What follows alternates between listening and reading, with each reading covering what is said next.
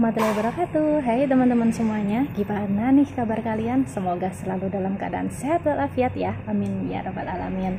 Kali ini aku ingin sharing buat teman-teman semuanya tentang hal yang harus diperhatikan teman-teman ketika mendaftar P3K maupun tes CPNS.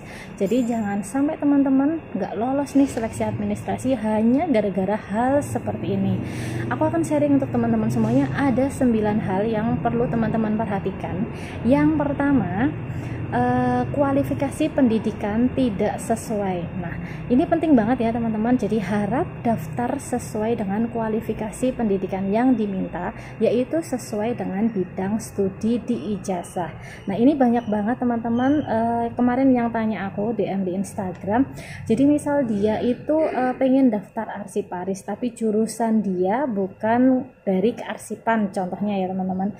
Dia jurusannya adalah IT atau misalnya sosiologi atau ilmu sejarah.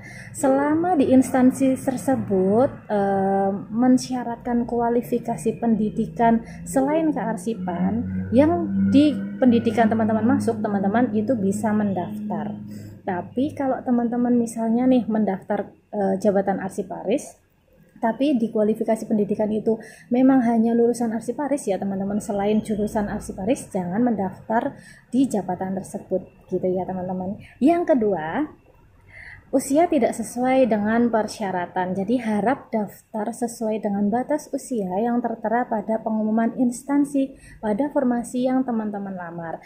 Di setiap instansi memiliki kebijakan masing-masing ya. Jadi untuk usia silahkan teman-teman lihat kembali di pengumuman. Jangan sampai usia teman-teman itu melampaui dari batas maksimal pendaftaran P3K atau CPNS di instansi tersebut.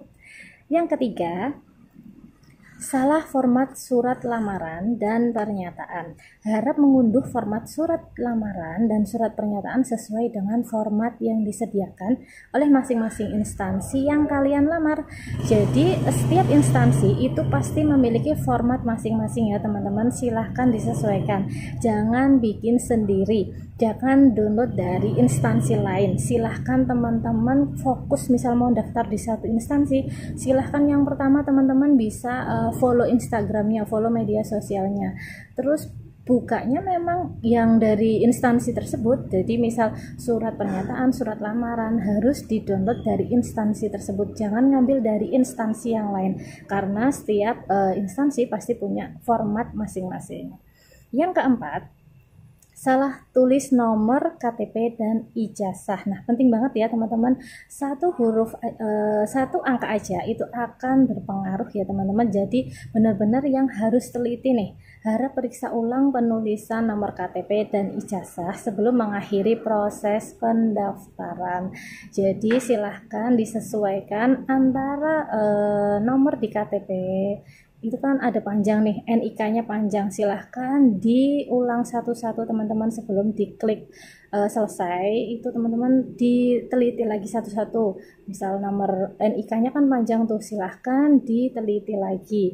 Nggak masalah kita di awal pendaftaran kita memang harus teliti, tapi semoga nanti di akhirnya menghasilkan hasil yang baik.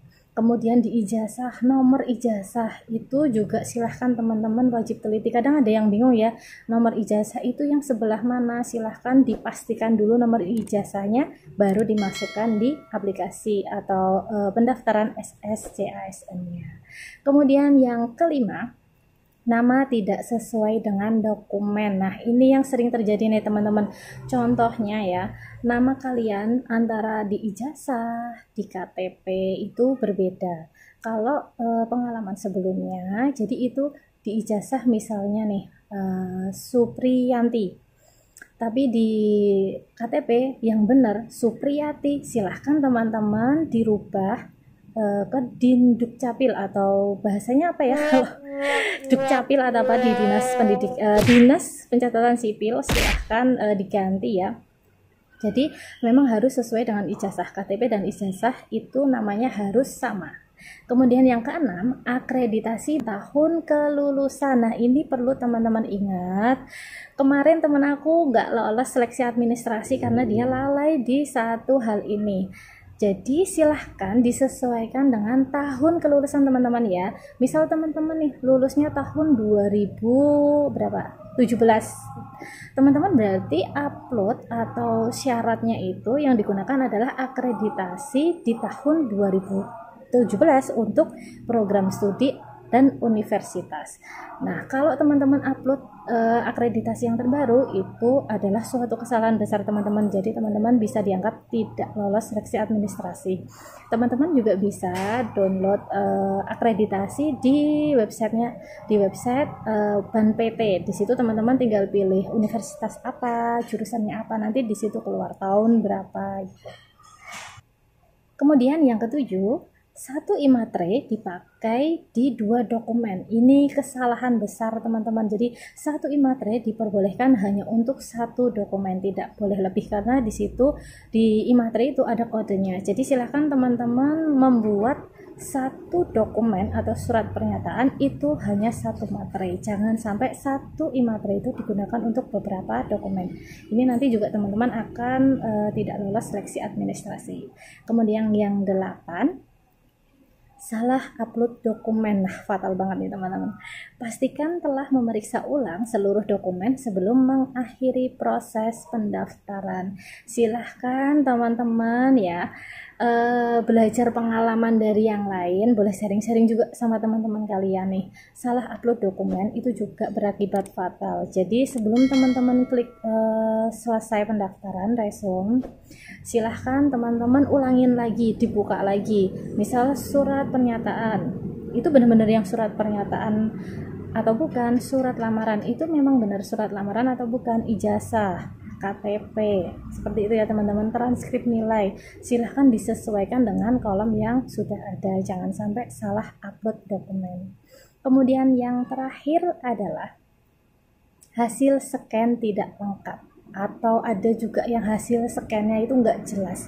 Silahkan teman-teman, aku saranin ya, kalau scan kalian menggunakan scan yang berwarna. Jadi kemarin juga ada yang cerita sebenarnya itu memang aslinya itu berwarna teman-teman, tapi karena yang diupload itu dia hitam putih, itu juga kemarin nggak lolos administrasi. Nah, dari pengalaman-pengalaman ini makanya aku pengen banget dari kemarin sebenarnya sharing buat kalian semuanya. Jadi silahkan teman-teman teliti kembali semuanya dari awal sebelum klik selesai untuk pendaftaran, karena ketika sudah diklik maka tidak akan bisa diedit lagi.